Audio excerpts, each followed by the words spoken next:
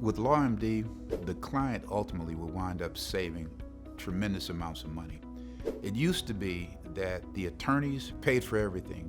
The client would come up, we wouldn't know whether or not there was a case or not. We'd have to spend $3,000 to get the medical records. We'd have to spend another $3,000 in order to get an expert to review the case. Well, that model has changed just due to the economics of the whole industry. So how is it now in an isolated firm, something different than LawMD?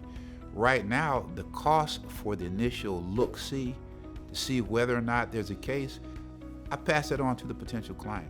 I do what I can do, and I save them a whole lot of money by being an MD, but sometimes, I reach the maximum limits of my understanding, experience, and education. I can't answer questions about subspecialties, and I'll tell my clients, look, even with my being an MD, I don't know whether or not this is a case or not.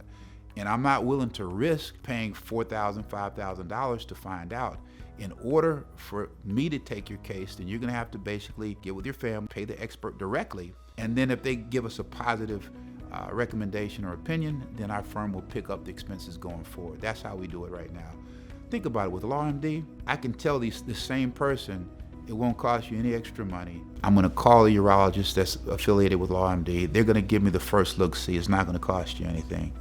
And that's one of the distinctions that I see with LawMD. I see them attracting people who have actually litigated. We're able to just basically own the medicine, but then once you go in and you know a jury, you know a venue, you know how to talk to a judge, you know how to handle yourself in the courtroom. You're getting everything here with the LawMD, all right? You're getting everything.